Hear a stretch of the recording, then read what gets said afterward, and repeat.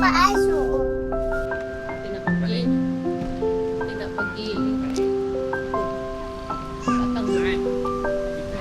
Asun punya stesen. Yuk. Ya ya.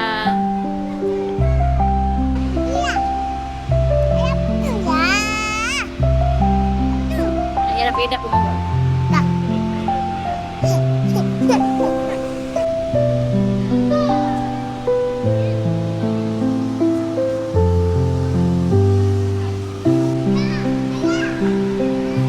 Berapa bayar? Ya ke?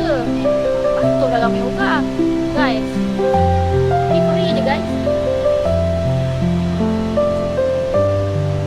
So, di tempat mainan budak, YB Asun bagi free je. So, siapa yang dekat Yumping boleh datang sini. Puasa lepas pilihan raya dah ada tutup lah kan. Tak kisahlah. Asun ni bagus. Dia buat kerja. Sekejap. Tolong tak? Seronok tak kan? Seronok tak? Seronok tak kau? Yaya? Yaya? Yaya? Yaya tak ada kaki laju lagi nak pergi.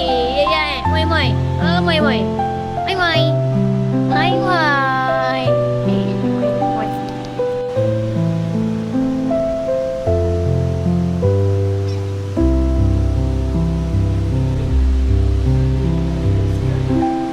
Man, ayah tak pergi kat situ.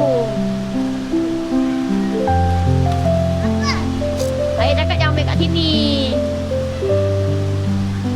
Ada orang makan.